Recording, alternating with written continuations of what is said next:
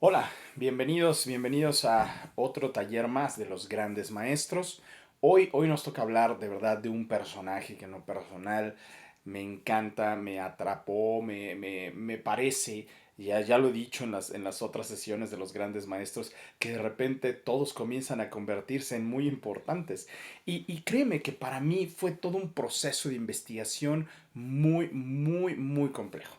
Muy complejo, porque honestamente el hecho de llegar a este punto con este gran maestro, con Quetzalcóatl, que hoy es el que nos toca, tiene mucho de mi historia, tiene mucho que ver con algo que a mí me pasó hace muchos años y que por eso también me pareció o lo siento como más allegado.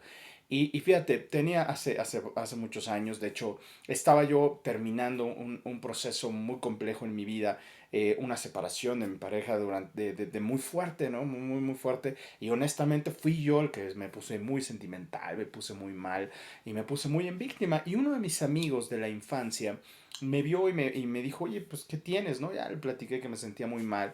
Y me dijo, fíjate que va a haber una ceremonia en Veracruz. Esto es como, me gustaría como introducirte a esto que va a pasar ahorita después de todo este hermoso viaje que hemos hecho y que ya estamos llegando casi al final, en donde empecé como a entender más profundamente mis raíces, ¿no? Y todo este viaje que hemos hecho desde Rama, ¿no? Y de todos los grandes maestros, ¿no? Rama, Krishna, Buda, y así como nos fuimos llegando, hoy se va a poner muy interesante porque tiene que ver con nosotros, tiene que ver con nuestro país, tiene que ver con lo que tú y yo hemos si eres por lo menos mexicano, si eres mexica, o latinoamericano, pues de alguna manera tiene que ver mucho con nosotros. Y como te decía, esta historia me pasó y eso es algo que más me agrada, ¿no? No solamente lo investigué como a los otros grandes maestros, que los fui investigando conforme mi estudio y el tiempo y me cayeron los veintes de conciencia, ¿no? Aquí es algo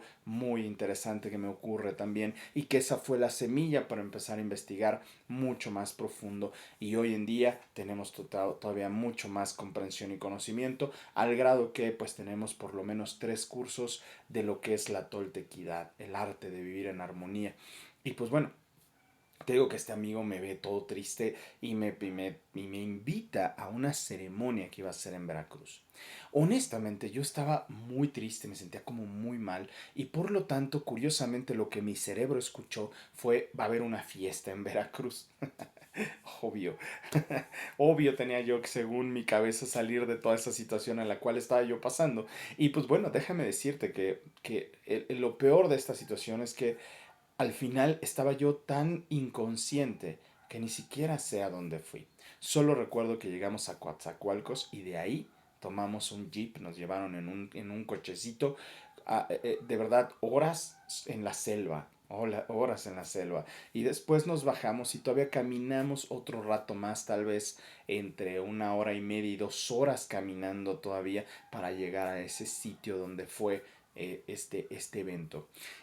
Pues yo al llegar lo que observé, en primer lugar hermoso, todo el tiempo era selva, todo el tiempo pues era de irnos cuidando porque obviamente hay animales peligrosos, pero era irme generando esta llegada, esta entrada, y convirtiendo todo lo que hay alrededor en una inmersión. De verdad, me sumergí en algo nuevo. Y al llegar fue muy hermoso el lugar. Una persona, un señor de tal vez unos 90 años, que fue el que empezó a guiar esta ceremonia, nos habló de los rumbos, nos habló de los elementos, se incendió un fuego y nos pidió que buscáramos cosas con las cuales pudiéramos representar más o menos un elemento, ¿no? Y pues bueno, después de hacer toda esa parte que fue muy hermosa, el Señor se sentó con nosotros junto al fuego en en un tronco, que era un árbol que se secó, pero quedó perfectamente un hueco en el tronco en donde el Señor cabía, parecía que fue hecho para él. Y se sentó ahí. Y ahí él, calladito un momento, nos volteó a ver y nos dijo, les voy a contar una historia que me contó mi tatarabuelo. Honestamente, yo al verlo tan grande, corrioso, fuerte, sin embargo, frágil. Mi cabeza me voló porque me gusta la historia, así es que puse muchísima atención a lo que dijo. Y nos dijo, les voy a contar cómo encontraron a Quetzalcóatl. Cosa que para mí, no hombre, pues fui el primero en levantar la mano y dije, oiga, ¿no? Y me dice, dime. Le digo, no, no Quetzalcóatl era un dios. Y entonces se rió, pero no una risa burlona, sino más bien como una risa cuando encuentras a alguien que está cuestionando, a alguien que está preguntando, que sabes que vas a hablar y no va a ser pues nada más así. Y nos contó la historia, que contaba su tatarabuelo. Fíjate, si él tenía 90 años, mi cabeza cerró números y dije, a ver, 100 años él, 100 años su papá, 100 años su abuelo, 100 años su tatarabuelo. Dije, me va a contar una historia de por lo menos 400 años. Una historia que contaba su tatarabuelo, que se la pasó seguramente a su abuelo, a su padre y a él. Y esa parte, entender esto cuando se trata de los grandes maestros y llegar al punto de llegar a México y hablar entonces de Quetzalcóatl. Eso me parece impresionante. Y efectivamente, estamos aquí en México. Ahora sí.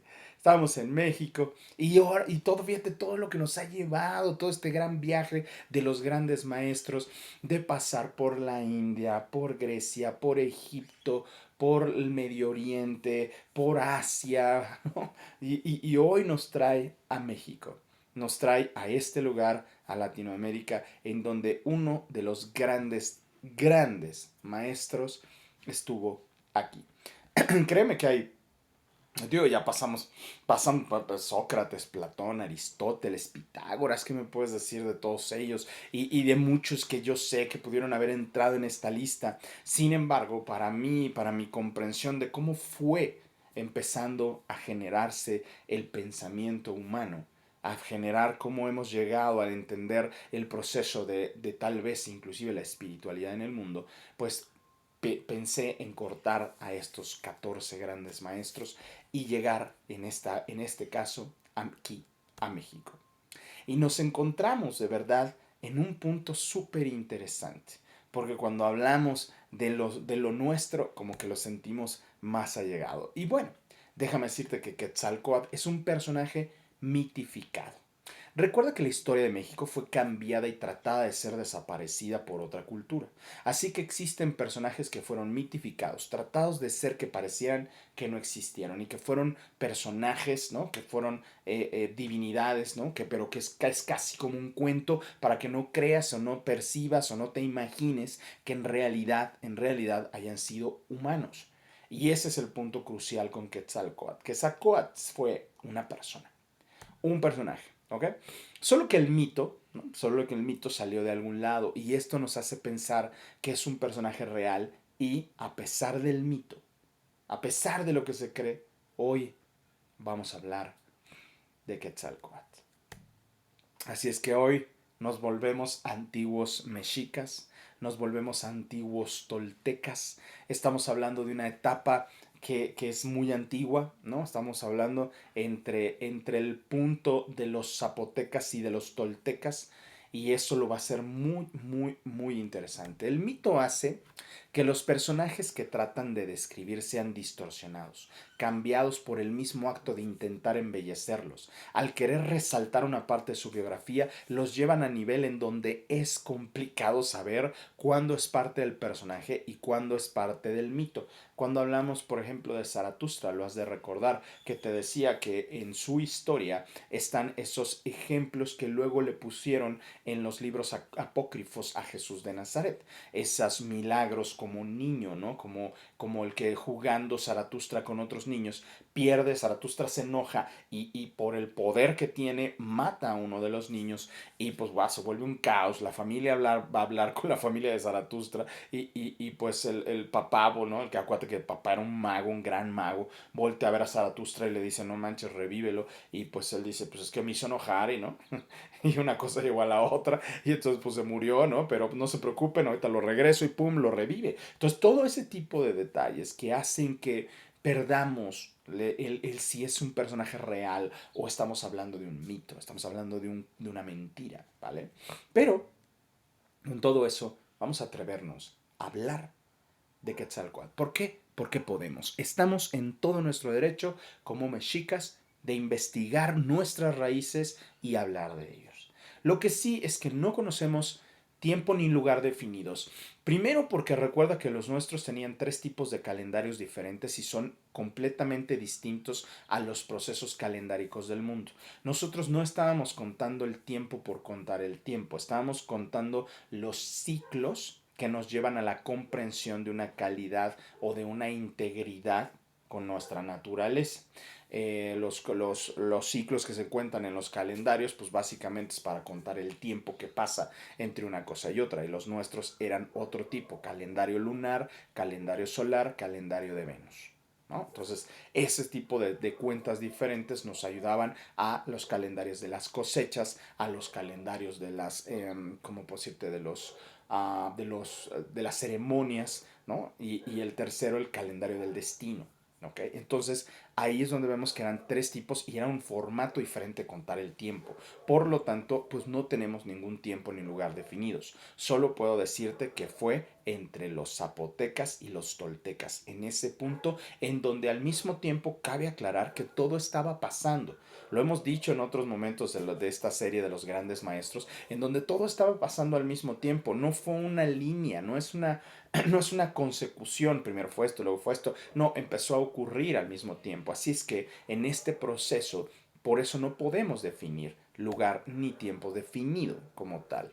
El tiempo debe de ser del florecimiento de la cultura tolteca y por lo tanto, según lo que nos cuentan los historiadores, tendría que ser anterior al siglo XII de nuestra era, antes del 1200 después de Cristo, según los historiadores, para que esto no sea tan complicado de entender, ¿no? El lugar de la aparición sería lo que hoy llamamos el Golfo de México. Quizá podríamos pensar más entre el centro y la parte norte a la orilla del estado de Veracruz. Ahí es donde podría haber sido este suceso. Y es un suceso muy interesante.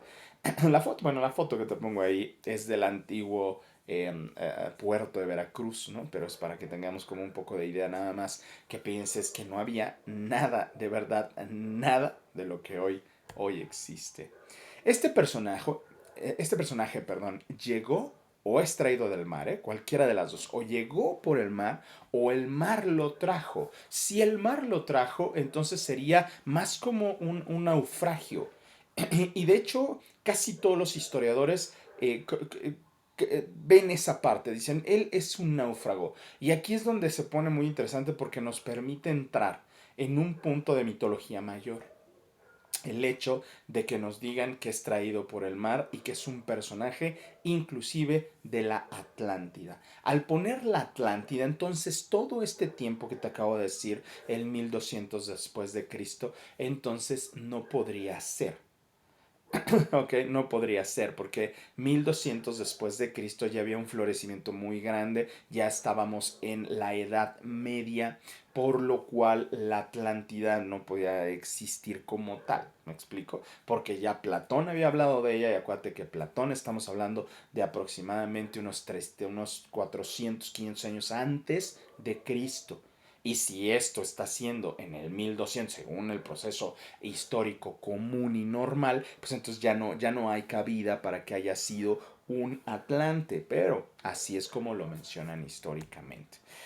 Así es que, pues es un don del océano, un señor del océano, ya sea que él haya llegado por el mar, lo cual significaría que sería un personaje que sabe y conoce de navegación.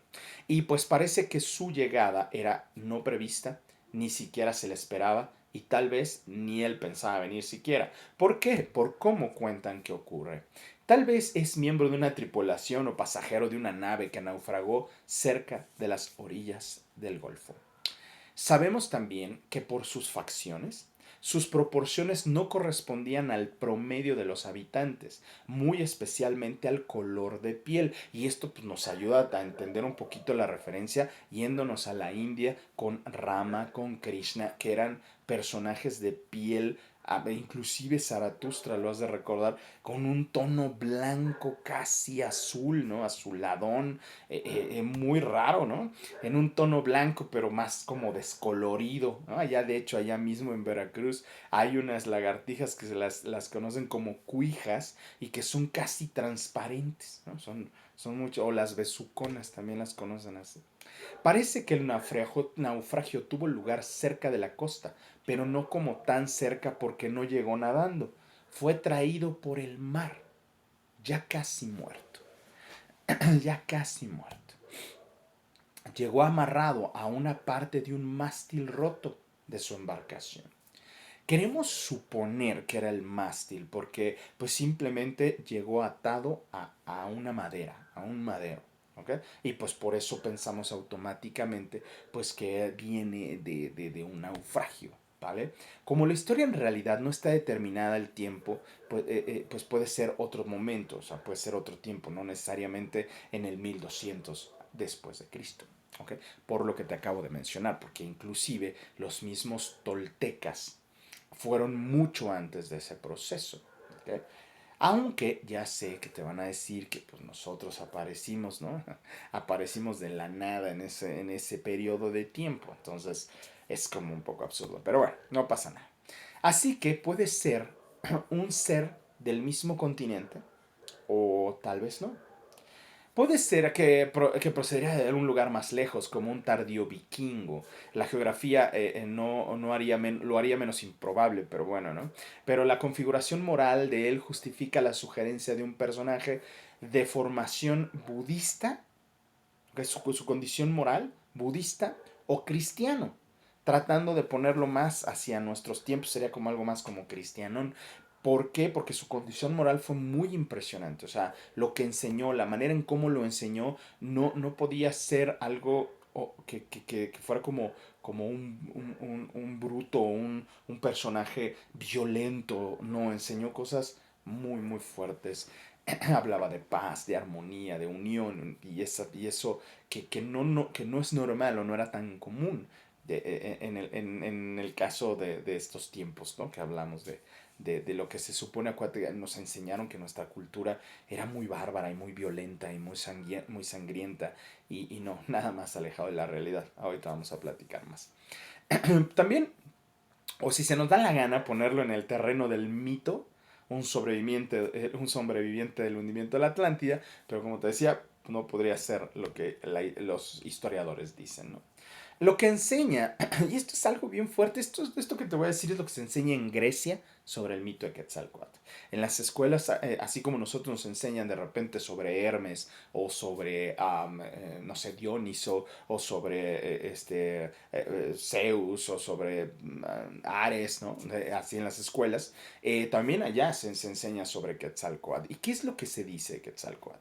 Se dice que él, así directamente, que él es un sobreviviente de la Atlántida. Por lo tanto, pues automáticamente lo ponen en otro tiempo fuera de lo que históricamente se cree. ¿Ok? O sea, obviamente, porque como te decía, si para Platón el suceso de la Atlántida había ocurrido miles de años antes y él estuvo entre el 400 o el 500 antes de Cristo, entonces no cabe, no cabe.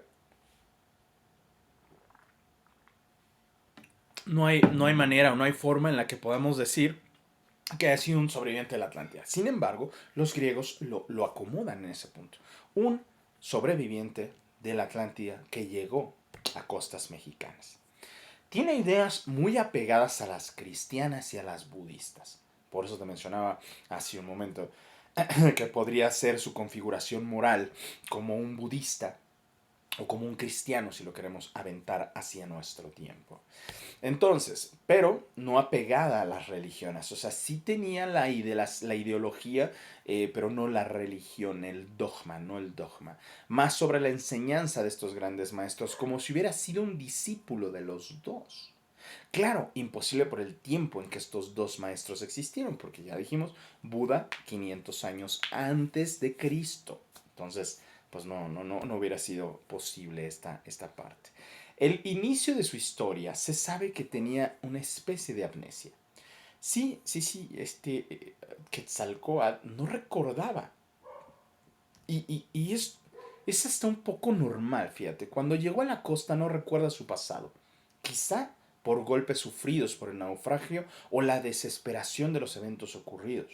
Se conoce en la actualidad que un estrés excesivo puede causar amnesia en un paciente sometido a un gran nivel de cansancio extremo. Puede ocurrir, de hecho, a muchos náufragos les ocurre eso, que no recuerdan cómo fue, qué pasó, qué ocurrió, o sea, se les borra y es un poco normal. Puede ser que haya ocurrido eso, así es que él no sabe quién es. Por lo tanto, nosotros tampoco sabemos quién es.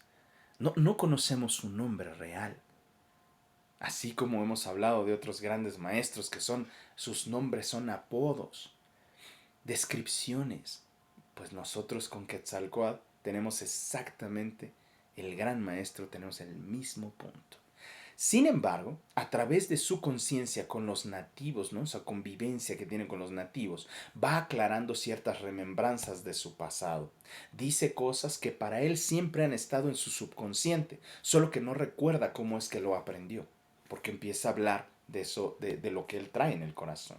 Es claro que no era un cristiano, ya que de verdad lo que hubiera hecho es predicar el cristianismo y no lo hizo. Tampoco era un budista porque también hubiera hablado, hubiera intentado aplicar el budismo, por lo cual tampoco podría haber sido un vikingo tardío porque bueno, tardío entre comillas según el tiempo, ¿no? Pero no pudo haber sido un vikingo porque entonces hubiera aplicado la enseñanza celta y las divinidades celtas y pues no lo hizo así.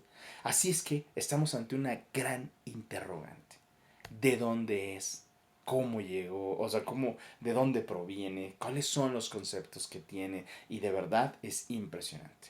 Fue tan grande el esfuerzo que hizo que él quedó durante muchas horas en la playa, más de un día. Larga su cabellera y barba, por lo que podemos deducir que estuvo largo tiempo en el mar. Meses. ¿No? Meses. Fue encontrado por un niño. Esto es algo impresionante. El niño se llamaba Tatl, perteneciente a una aldea de la costa que acostumbraba, no, yo creo que estaba acostumbrado a estar por la playa, no ir caminando por la playa, y vio a ese ser. Imagínate ir caminando por la playa y de repente encontrarte algo bastante extraño. Notó que sí era un ser humano, solo que raro, extraño, y lo libera de sus ataduras. Estaba, acuérdate, amarrado al mástil. Esto para mí, um, en ese cuento en mi cabeza, es como pensar en que hay un símbolo. Hay un simbolismo en este hecho de que un niño te libere. Para mí es algo muy interesante. En sí mismo, esa ya es una enseñanza. La liberación de un niño de sus ataduras antes de que siquiera pudiera abrir la boca. Podemos notar este símbolo, la implicación de que un niño te libere de un mástil que te salvó.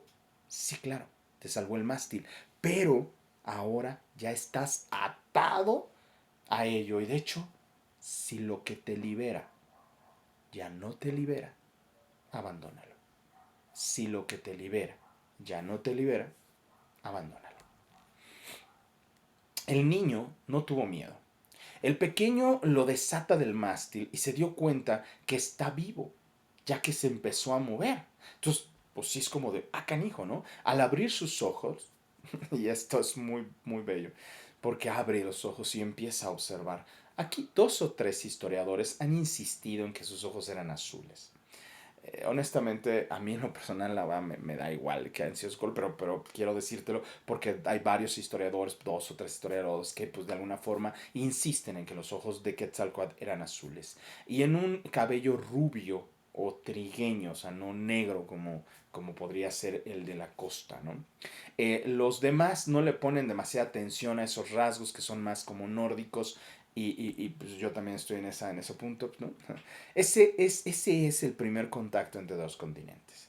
Cuando estos dos, el pequeño y este ser que todavía no sabemos, se ven. Si él es de otro continente, ese fue el primer contacto. El niño trató de hablarle y este náufrago no supo cómo comunicarse. Fue tan absoluto su olvido que no podía comunicarse con el niño. Así que trató de comprender lo que el niño decía, tal vez sin éxito, tal vez no conocía el idioma. El niño Tatl le llevó al náufrago miel, pescado seco, agua y durante unos días lo visitó y no le dijo nada a nadie. Es como tener tu monstruo personal, ¿no? Es mi monstruito personal y aquí lo tengo. Porque el niño sabía que las personas extrañas y además deformes, ¿no?, resultan inquietantes, muy inquietantes. Y más sintió, ¿no? Más siendo traídas por el mar, ¿no? O sea, ¿por qué? Porque los pobladores, pues, la verdad es que estaban de repente medios locochones, ¿no? Y pues normalmente incitan a las personas a ofrecerlos a las divinidades, ¿no? Entonces dijeron, si les digo, pues van a venir, lo van a cazar, lo van a matar y lo van a echar de nuevo al mar, ¿no? El niño lo veía extraordinario. Eso también significa monstruoso, monstruoso. No de feo, no de, sino lo extraordinario resulta fuera, ¿no?, de lo ordinario constantemente. Y entonces entra entre lo monstruoso y lo divino, pero que seguramente lo querían o lo quisieran destruir. Por eso Atatl no dijo absolutamente nada. Este niño necesitó ayuda y le dijo a un amigo de él, probablemente un adolescente, un poco más grande, el joven Acatl. Y aquí hay algo muy interesante, que fue una de las preguntas que le hice yo a este señor, porque yo lo que había en algún momento leído es que el nombre completo de Quetzalcóatl era Tatl Acatl Quetzalcóatl. Y me dijo, no, esos dos niños lo ayudaron y le pusieron ese nombre. Y yo, wow, o sea, me empezó a abrir este panorama tan fuerte. Así es que Acatl, el cual lo acompañó y le ayudó a arrastrar al náufrago hasta una cueva cerca de la costa para ayudarlo, porque imagínate, cansado, sin alimento, adolorido, es muy probable que no tuviera la suficiente fuerza, perdón, para poder levantarse él y dirigirse hacia una cueva cerca de la costa. Durante varios meses lo visitaron, le llevaron comida y lograron establecer un contacto inteligente con él. Le enseñaron su idioma. Y aquí hay algo súper hermoso porque sabemos que existe un lenguaje, sabemos que existe un idioma en cada clan, en cada estado de nuestro país y que se hablaban diferentes idiomas, diferentes lenguajes. Sin embargo, cuando querían hablar entre ellos, entre unos y otros, entre clanes diferentes, lo hacían usando el náhuatl. La palabra náhuatl significa hablar con dulzura. Así es que Acatl y Tatl le enseñaron náhuatl a este ser. Empezaron a enseñarle ese idioma. Naturalmente, este ser se iba a recuperar. Solo era tiempo. Y tendría ganas de salir de ahí y formar parte de la vida y de la comunidad o intentar hacer una balsa e irse de donde él pertenecía, ¿no? O sea, es parte natural de lo que podía ocurrir. Y pasando el tiempo, que naturalmente al recuperarse de las heridas y entender el idioma de esos niños, tal vez de manera muy simple o burda, si tú quieres, sencilla, pero podía comunicarse. Los niños le hicieron la ardiente pregunta: ¿quién eres? ¿Qué? ¿Qué eres? Yo creo que hoy todavía cuando alguien nos pregunta quién eres y nadie casi te pregunta qué eres, la respuesta es muy compleja. Ahora imagínate en otro idioma palabras que tal vez no comprendes o que no has definido o que todavía te falta la comprensión. Intentó y usó dos palabras. Dos palabras usó. Y aquel hombre que había olvidado o desechado sus antiguos idiomas y que manejaba algunas palabras de ese nuevo idioma aprendidas de aquellos niños, hizo un enorme esfuerzo por decirles quién era y por decirlo de la manera que ellos esperaban. No solamente como un nombre o un título, sino todo un contenido. Y con las palabras que ellos le habían enseñado, dijo: yo soy Quetzal y Coatl. Quetzal y Coatl. No dijo Quetzalcoatl, dijo soy Quetzal y Coatl. Eso soy. Eso soy. Había aprendido de ellos el nombre de un pájaro hermoso y el nombre de o cómo se le define a las serpientes. Y con ello ese náufrago nos arrebata a todos a un nivel superior en la historia de las ideas. De verdad, en toda la historia de las ideas filosóficas, porque jamás, ni entre los hindúes, babilónicos, hebreos, egipcios, griegos, romanos, se ha dado una definición tan adecuada del ser humano. Soy Quetzalcoatl. Nos hace pensar si en verdad somos humanos. Quetzalcoatl nos muestra algo que realmente sería una definición de lo que es un ser humano. La palabra humano viene de humus, que quiere decir tierra, fango, lodo. Todavía utilizamos los verbos exhumar o inhumar y exhumar, sacar de la tierra, meter a la tierra. El ser humano, un ser fangoso, terrestre, humus, humanus, terreno. Pero llega Quetzalcoatl y nos dice, o sea, nos arrebata esa idea. Observa lo que quiso decir con su nombre. Quetzal es un ave. Y es ahí donde está ese espíritu, el ave, la esencia, el simbolismo. Esta, esta forma de entenderlo, ¿no? La vocación hacia la trascendencia, esa posibilidad hacia la inmortalidad. Está todo lo que significa superior, el vuelo, lo elevado. Pero también, ¿no?, está Coatl. Todas las garantías, compromisos, vinculaciones con la madre tierra, la dependencia de las leyes terrestres, lo que sería la parte tierra como tal. Por lo tanto, en este nombre, Quetzalcoatl es la representación concreta de lo que es ser una entidad integral, lo espiritual y lo terreno, en un solo plano.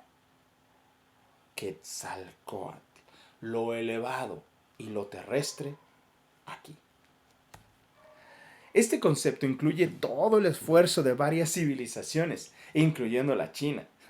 ¿Ok? Ya que podemos hacer una similitud con el yin y el yang, que Quetzalcóatl es el cielo y al mismo tiempo es la tierra. ¡Wow! Esa es una manera súper filosófica de explicar un quién soy. Tatl y Acatl pues le dieron ese nombre. Si tú dices que eres Quetzal y Coatl, pues entonces eres Quetzalcóatl. No pasa nada. Nos queda claro entonces que este ser que aprendió en estas costas por la ayuda que necesitó por los niños, no es un guerrero en sí. Lo podemos notar, no es un guerrero en sí, porque tampoco buscó asustarlos ni conquistarlos, sino comprender y aprender de ellos. Tenemos entonces a un ser altamente moral, un ser de corazón, porque pues los pudo haber lastimado, pudo, no sé, si fuera un conquistador, haber buscado la manera con el tiempo de convertirse él en este general, ¿no? Y pues Pues no lo hizo. Se supo, finalmente se supo en las dos aldeas que estos dos chamacos tenían a un tipo de monstruo ahí, ¿no? Llevaban alimentos, llevaban cosas y pues se descubrió rápidamente. Estos dos jovencitos eran de dos aldeas distintas. Se supo que tenía a un ser extraño en una cueva y como Tatl había temido, los costeños determinaron apresar a aquel ser liberando a los niños, desatándolo, ¿no? De alguna manera liberando a los chamacos de su maléfico influjo y obviamente sacrificarlo. Así es que, pues, fueron a buscarlo pues la idea era destazarlo y quemarlo a favor de las divinidades que le habían hecho llegar hasta la costa y regresárselos, ¿no? Así como ya aquí está destazado y quemado y ya ganamos, ¿no? Esa era la intención. Así es que para ese momento, ¿no? Todo se hizo un caos, imagínate. Para el momento en que pasa esto, Quetzalcóatl ya hablaba perfectamente con los niños. O sea, ya hablaba náhuatl perfectamente. Fue Acatl, por ser mayor, el que trató de convencer a las personas de las aldeas para que no lo sacrificaran. Y él fue el primero en decir la identidad de este ser. Él dijo, es un pájaro serpiente, es una serpiente emplumada. Y les aseguró que es bueno y que dice cosas buenas y no es maléfica su naturaleza. Acatl, con esto, entonces se convierte en el primer discípulo de Quetzalcóatl, porque está diciendo, no dice, no dice cosas, nos dice cosas buenas, nos alienta, no es maléfica su naturaleza. Así es que pues quiere decir que sí hubo una enseñanza y es por lo cual se convierte en el primer discípulo de Quetzalcóatl. Obviamente, de todos modos lo apresaron. O sea, de todos modos lo apresaron y lo querían sacrificar. Los dos niños ya no podían hacer absolutamente nada. Absolutamente nada. Dame un segundo, déjame prender la luz de aquí.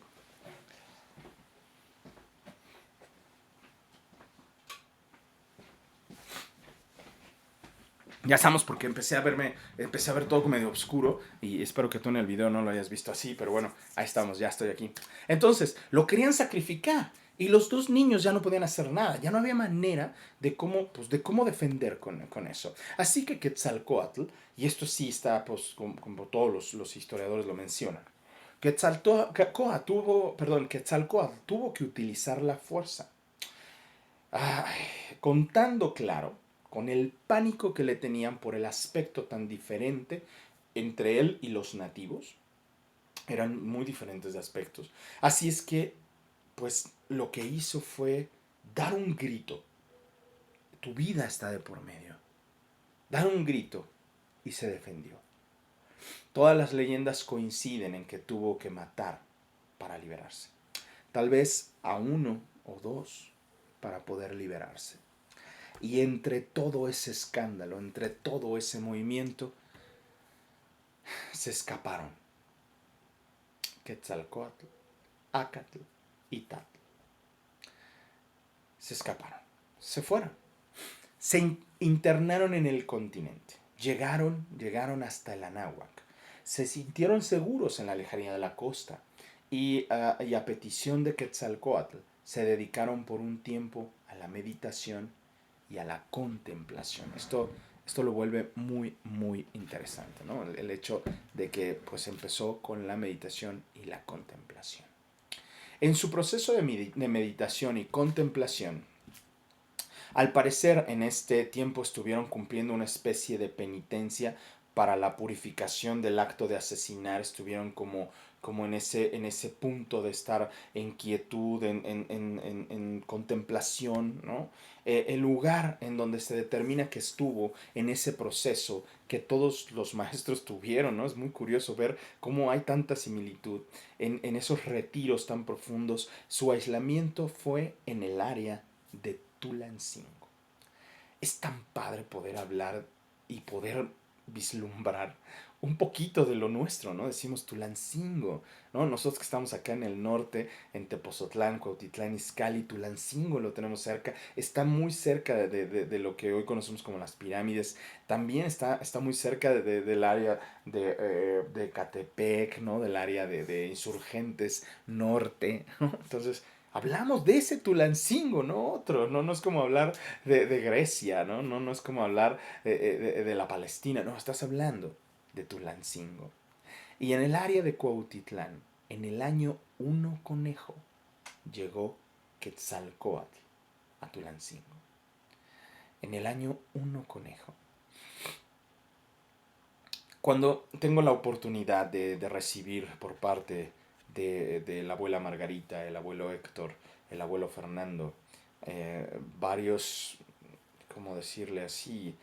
Para que sea como claro, como certificaciones, ¿no? El abuelo Héctor me honró entregándome el, el, la, las fechas, ¿no? La conversión que existe entre el calendario juliano, gregoriano y el mexica.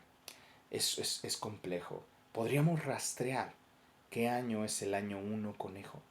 Sin embargo, lo más bello es dejarlo así. Porque los nuestros, nuestro calendario, cada 52 años comienza. Tenemos el fuego nuevo. Renovamos cada veintena, renovamos cada trecena y empieza a ocurrir cada año lo mismo. Entonces podríamos rastrearlo. Sin embargo, a nosotros nos queda claro, Setochtli. En Setochtli, en el año uno conejo, en el año uno y el conejo, la abundancia, la transformación, el cambio, al mismo tiempo la embriaguez y las posibilidades infinitas. Ese es el año en el que Quetzalcóatl llegó a Tulancingo. Y en Cuautitlán se escribió. En el área de Cuautitlán, en el año uno conejo, entonces llegó Quetzalcóatl a Tulancingo. Y permaneció ahí por 4 años. El 4 es simbólico, es un ciclo. Es el ciclo, significa mucho tiempo, ¿ok? Significa un ciclo de proceso oriente, poniente, norte y sur, de armonía, hasta que encontraron su armonía, ¿ok? Hizo su casa de penitencia, se estableció ahí haciendo referencia al tiempo que pasó en meditación. Una casa de travesaños verdes de allá vino a salir por Cuestla. Y por este lugar atravesó un río, atravesó un puente y se dice que todavía existe ese puente. Cuestla es lo que hoy nosotros conocemos como pie de la cuesta. ¿Okay? La casa de travesaños verdes. Puedes imaginarte qué sería. Si tú estás un poco, conoces un poco la tradición mexica, sabrás que está hablando del temazcal, la casa de travesaños verdes. Él es uno de los que enseña el uso del temazcal. Y bueno, es parte del por qué también nosotros estamos en Fiat tenemos temazcales y los corremos y estamos enseñando la tradición y la medicina tradicional. ¿Vale? Dime si no te hace tan interesante esto, a mí me encanta. Y en ese año, Setochtli, uno conejo, fueron los toltecas a buscar a Quetzalcóatl. Esto es algo impresionante. ¿Por qué? Porque los toltecas ya existían. ¿Ok? No creas que él es el fundador de los toltecas. No, los toltecas ya existían. Los toltecas vienen de un proceso muy, muy interesante de filosofía que comenzó con los olmecas. Olmecas, los que están en el Semanáhuac, en el Mecate. ¿Ok? Olmeca, los que están dentro, los que viven en este mecate, que es la cuerda cósmica que siempre está en el Semanáhuac, siempre se estira, se estira, se estira tanto, tanto, que no tiene principio ni fin. Es enseñanza mística de los olmecas. ¿Qué pasó a los zapotecas? Los zapotecas unen las observaciones de los olmecas, las comprensiones, y la empiezan a unir con la hierba, con la herbolaria, con la medicina, y llega a su pináculo con la filosofía que contiene los toltecas. Así es que los toltecas, por sus medios y percepciones, se dieron cuenta que por allá por Tulancingo había un ser especial al cual había que ir para, imagínate, que se sepa de ti en un tiempo en donde pues no hay internet, no hay redes sociales, no hay Instagram, no hay Facebook, no hay TikToks, no hay nada de eso, pero que se sepa que tu calidad moral es tan elevada que alguien con una calidad moral enorme diga, vamos por él para que nos ayude a gobernar. Así es que fueron allá, fueron a encontrarlo y lo querían llevar a Tula. Y para que también fuera su sacerdote, entre tanto, ¿no? O sea, gobernador y sacerdote. Los toltecas, más que una cultura, ya eran una civilización y tenían claridad en la separación de estos dos procesos, ser sacerdote y ser gobernador. Ya había separación. En muchos otros lugares no es el mismo, ¿no? Los hebreos, los judíos, es lo mismo, el gobierno y el sacerdocio es exactamente lo mismo. Los toltecas no conocieron perdón, los toltecas conocieron de ese ser y su historia, o quizá a través de mecanismos mágicos de previsión o vivencias, supieron de este ser y se encontraba muy cerca de ellos y fueron a su encuentro. Los toltecas, entonces, como te decía, ya eran una gran civilización. Lo encontraron y le pidieron dos cosas. Convivieron con él, observaron su manera de actuar, su manera de ser, su forma en cómo se entregaba y daba y enseñaba. Así es que le pidieron que los gobernara y que fuera su sacerdote. Es muy interesante que para el mundo ser tolteca era más que un solo lugar de vida, era una manera de ser, la toltecayot, la toltequidad, vivir en armonía. Toltecayot, vivir en armonía. Hoy tenemos un poquito de más de comprensión y pues nos gusta ponerle un poquito más cosillas extra y decimos que es el arte de vivir en armonía, pero en realidad es vivir en armonía y creo que con eso es suficiente, con vivir en armonía. Que vendría a ser la conjunción de los valores espirituales, los valores y los procesos mentales y las posibilidades físicas de los individuos. Eso era vivir en armonía, que el ser, cualquiera que fuera, tú podías estar en Acapulco y ser tolteca, podías estar en la Riviera Maya y ser tolteca, porque tolteca es más como una filosofía que incluye tus procesos espirituales, tus procesos mentales y las posibilidades y capacidades físicas de los individuos. Eso era el proceso de la toltequidad. Era poderosa la enseñanza tolteca, súper poderosa. Hasta el día de hoy no existe en la Tierra una civilización de verdad que en su enseñanza mostrara un estilo de vida de espiritualidad, de control y que fuera llevada por prácticamente todos sus habitantes. Hasta ahora no hemos superado la toltequidad. Hasta hoy no se ha podido superar la toltequidad. Esta toltequidad fue rebasada por el tiempo, por la violencia de sus vecinos que no comprendían. Y por eso también fue pues abandonado todo este proceso. También se dice, hay historias en donde nos hablan que varios de estos hombres medicina, hombres sabios, estos eh, seres tonalpoquis que empezaron, el que conoce y sabe, empezaron a entender, a saber y vieron qué es lo que venía y entonces bajaron el conocimiento lo más al sur que pudieron, lo más al sur que pudieron, llegando a los límites de la México y llegaron a el pueblo inca, que también el pueblo inca era parte de México, y hasta allá llevaron el conocimiento para protegerlo. Lo importante es que siendo un extranjero, los toltecas le pidieran que fuera su sacerdote. Para ellos ser gobernante ya era muy valioso, solo que ser sacerdote era aún más importante. Seguramente quedó, yo creo, como asesor de algún gobernante porque no aceptó ninguna de las dos. Fue muy interesante. Lo cual significa solo una cosa, ¿no? El hecho de que le pidieran que los gobernara y que fuera sacerdote es que pues no lo consideraban un extranjero, no lo consideraban extraño. Y hasta ahí, hasta ese punto en donde llegan los toltecas con el Atula, es donde se nos pierde ya la historia de Tatl y Acatl. Ya no sabemos más, yo supongo que continuaron con las enseñanzas de Quetzalcóatl a los demás, ¿no? Al llegar a Tula, Cuando llegaron a Tula, de caminar y convivir con él durante ese tiempo, empezaron a observar lo impresionante de la acción, de la formación, del pensamiento de Quetzalcóatl. Y sí fue muy fuerte lo que pasó, y aquí es donde a mí, en lo personal, Quetzalcóatl me gana para elegirlo como el gran maestro de los grandes maestros. Al llegar a Tula, se le ofreció a Quetzalcóatl más de lo que se le había prometido. En vez de que seas nuestro sacerdote y gobernante, le propusieron si quería ser uno de sus dioses. Piénsalo un momento, con tu inteligencia, con tu capacidad. No pienses, eres tolteca hoy eres mexica antiguo.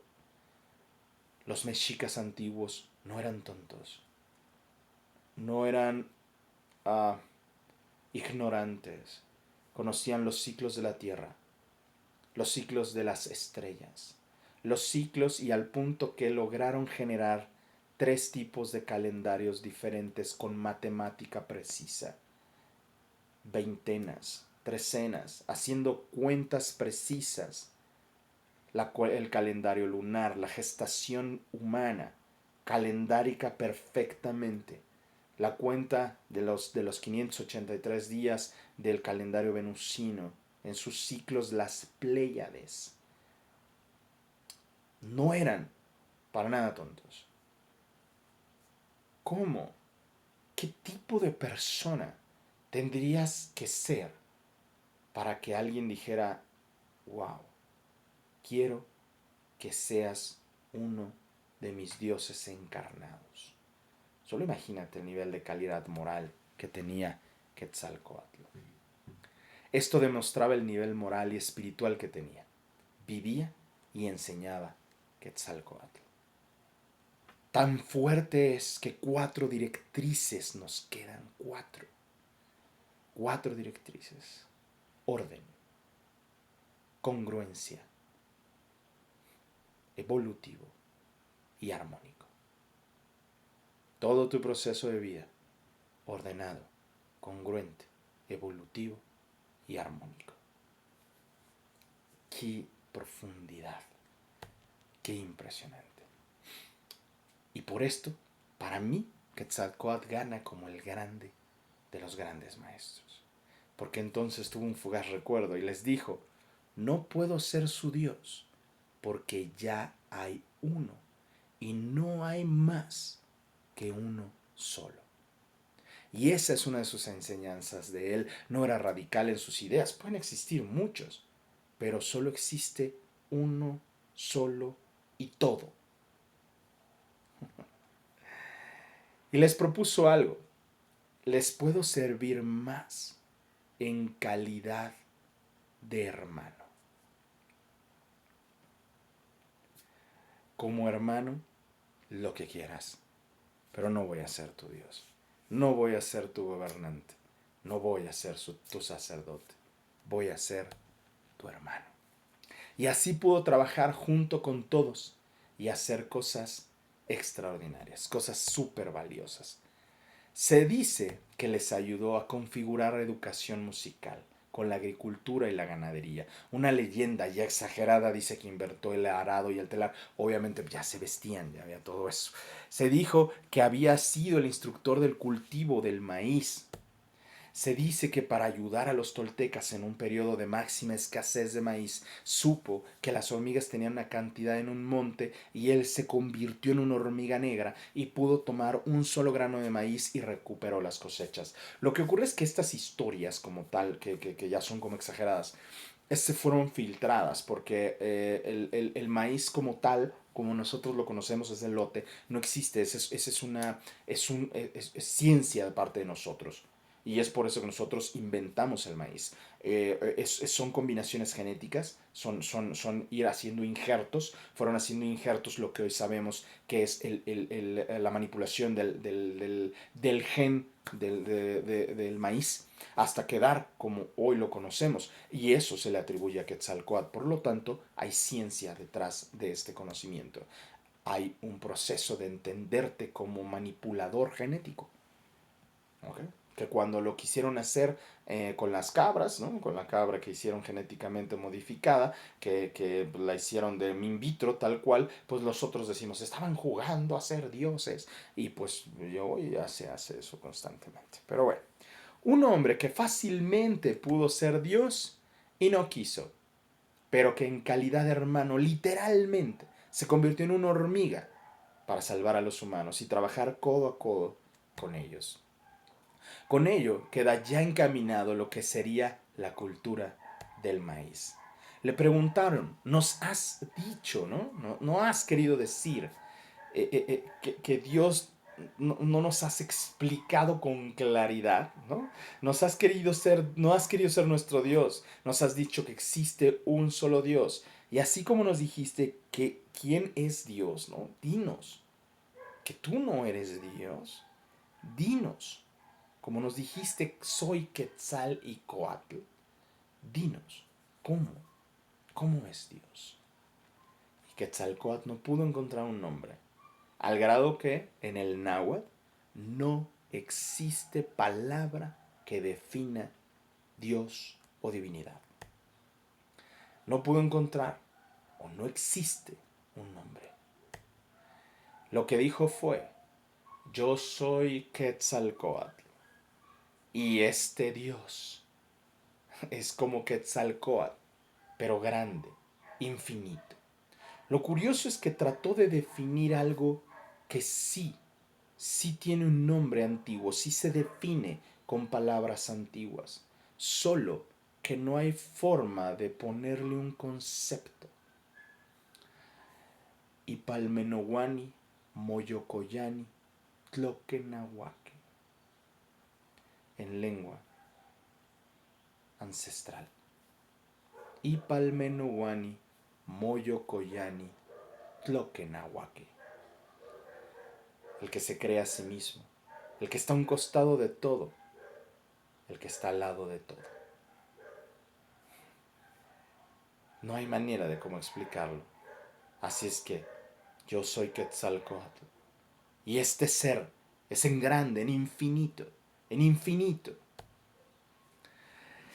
La explicación de todos al mismo tiempo. Esta imagen, esta ilustración que ves contiene a todos. A Chalchitlicue, vamos, a Tlaloc, a todos. Están ahí en esa misma. Y están mostrándonos. Coatlicue también la puedes ver ahí. La unificación en un todo. En un todo. Los toltecas en su sabiduría llamaron al dios de Quetzalcóatl Quetzalcóatl. ¿Por qué no? Cosa que jamás ha vuelto a ocurrir en la historia de las religiones. Y es la primera vez en la historia en que ves que el sacerdote, el adepto, el discípulo, toma el nombre de su Dios. Casi siempre es así. Y en este caso es el Dios el que toma el nombre de este discípulo.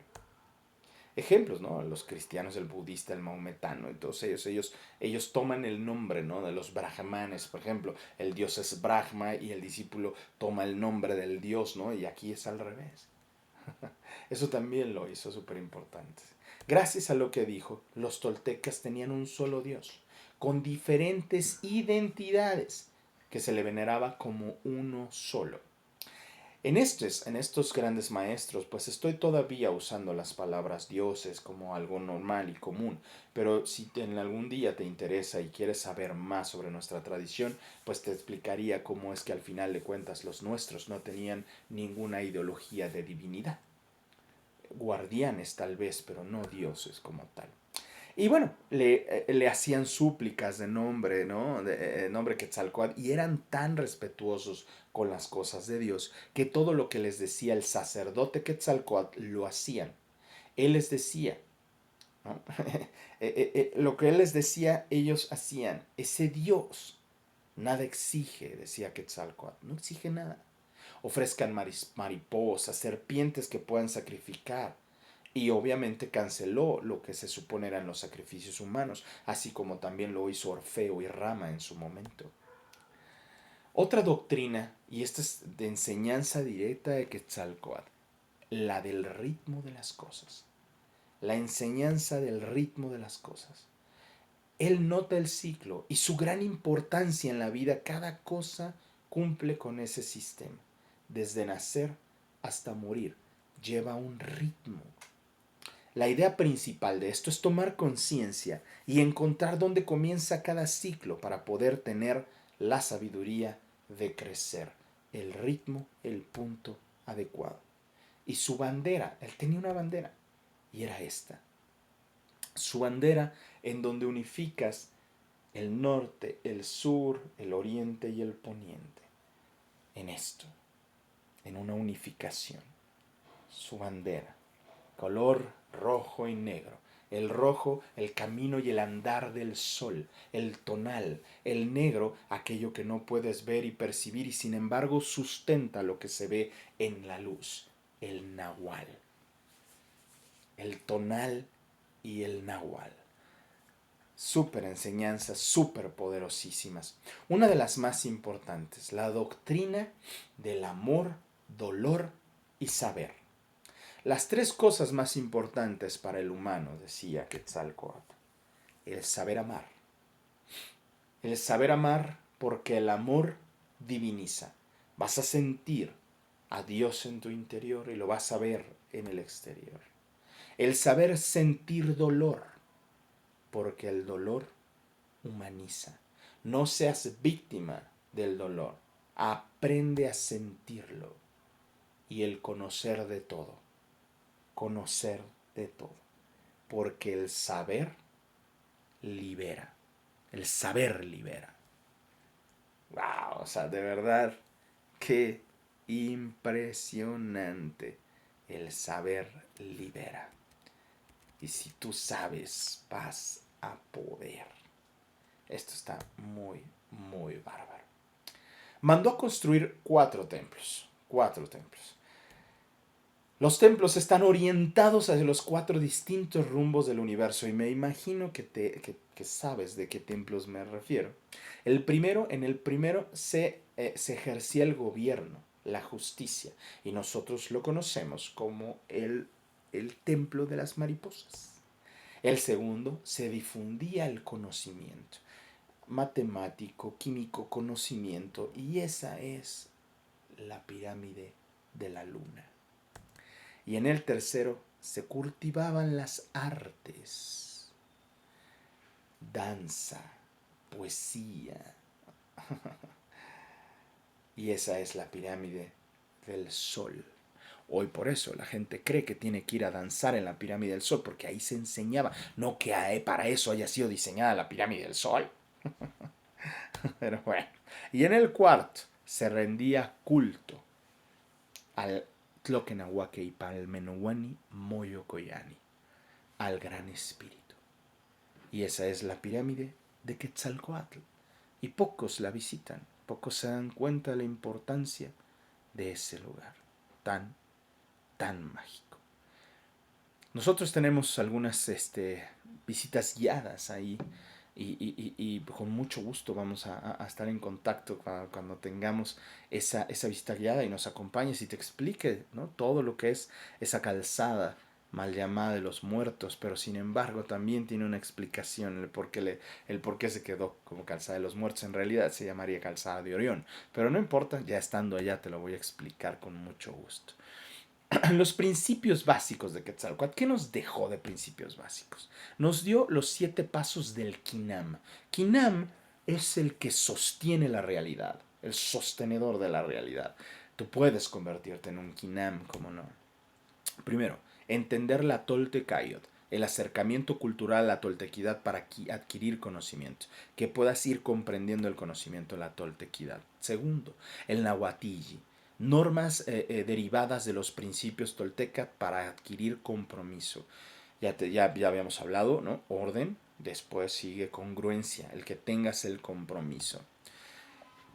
3. La teochía o teochija o divinización para adquirir una comprensión profunda. El que puedas ver la energía sutil y sublime en todo, en cualquier cosa, en todo.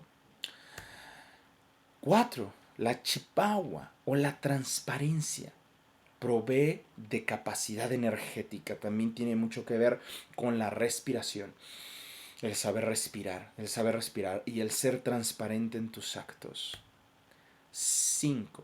La teomania o meditación, que proporciona paz interna y visión, que puedas ver profundo.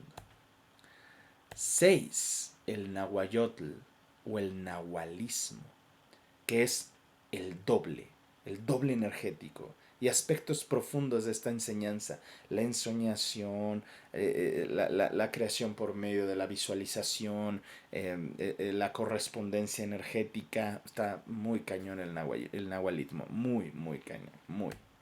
Y 7, el yocatl, que son ejercicios físicos, que es de corazón, ¿no? El ejercicio del corazón, trabajo con el cuerpo físico para obtener vitalidad, resistencia, equilibrio y fluidez. Esos son los principios que nos dejó, y cada uno de ellos es una enseñanza súper profunda que enseñarla sería muy complejo en una conferencia. Lo que quería que observaras es el nivel de conocimiento que tenían nuestros antiguos toltecas. La práctica psicofísica se deriva del último de estos pasos del Quinam, aunque el Quinam no es todo lo que abarca. El objetivo del Quinam era que te convirtieras en un ser capaz de vivir, de saber y sentir. De saber y sentir. Los principios básicos también te incluían sobre los centros energéticos desde el punto de vista tolteca, los llamados cuecuellos. ¿Okay? Para los habitantes de la antigua náhuac, el ser humano se componía de 5 vehículos de cuerpo y al menos 7 centros energéticos. Los 5 vehículos son: 1.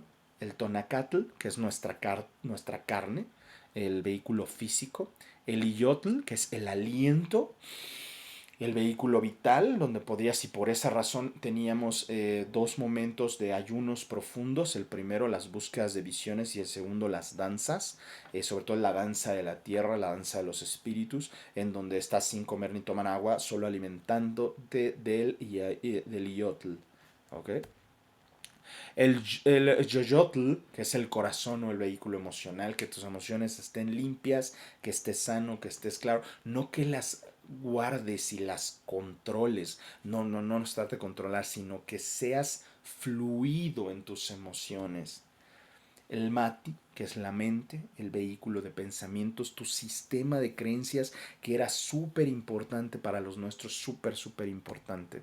El 5, el naji, ¿no? El nahuali, que es el doble, que es el de los sueños, el de la ensoñación, el que te permite brincar al siguiente nivel.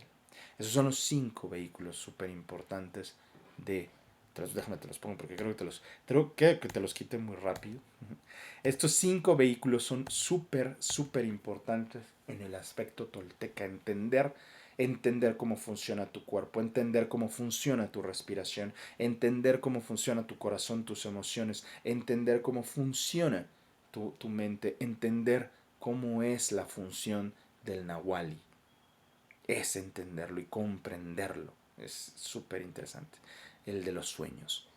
El entender, el manipular, el comprender, el tener la visión, la capacidad de prever.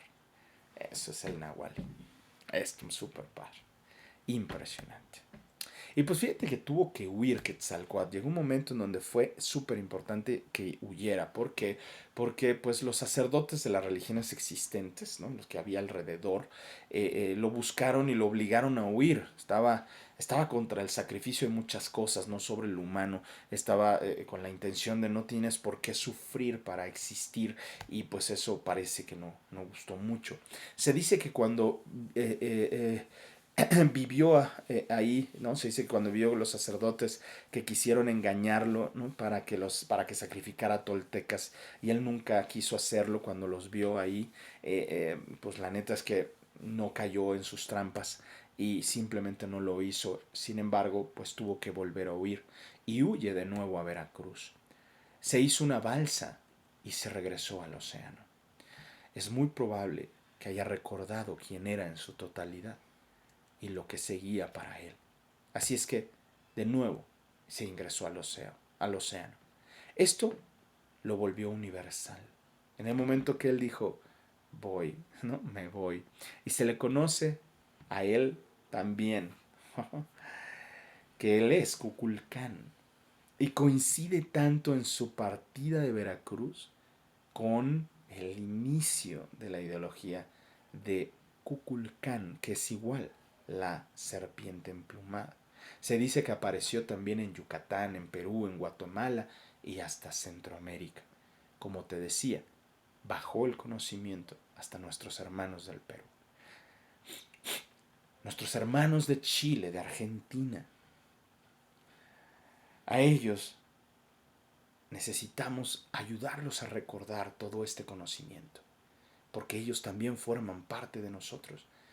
El continente Aviala, el continente Tortuga, este continente en donde había una hermandad profunda, desde lo más alto de Alaska hasta lo más profundo, lo más alto, vamos a ponerlo en ambos puntos, porque luego decimos bajo y alto y nosotros no sabemos ni siquiera cómo estamos colocados. En el universo flotando en este planeta no hay arriba y no hay abajo. En la punta más alejada de Alaska y en la punta más alejada de la Argentina. Todo esto, éramos un solo continente, hermanos completamente. Se sigue corriendo las jornadas de paz y dignidad. Se corre todo el continente cada 4 años. Corriendo todo el continente. Y llevan los bastones de mando, los bultos de medicina, los paquetes de medicina, de hierbas, y se comparten. Y el lugar de encuentro durante mucho tiempo fue Teotihuacán. Ahí eran recibidos los bastones del sur, los bastones del norte. Y los bastones del norte terminaban en el sur y los del sur en el norte. Cada 4 años. Se pensó que regresaría. Moctezuma, siendo muy religioso muchos siglos después, se dice que lo confunde. Según unos dicen que se convirtió en una estrella. Y de aquí hay un montón ya de ideologías que qué pasó con Quetzalcóatl. Se fue. Lo que sí pasó, se sabe, esta es una historia que me contaron hace unos años y que dije, no manches, sobre todo porque pues pude subir y estar allá arriba, después de un hermoso temazcal, poder subir hasta la parte de la cima de la Peña de Bernal. En Querétaro, el día de su desaparición ocurrió y sigue ocurriendo la brecha entre los mundos. Es el tiempo que se cree que desapareció Quetzalcóatl. Y es por eso que cuando uno muere un tolteca, se le invoca a Quetzalcóatl para que lo lleve hasta el otro universo. La brecha entre los mundos. Estando allá arriba, pudimos tomar esas fotos y ver qué hermoso la brecha entre los mundos. Impresionante, impresionante.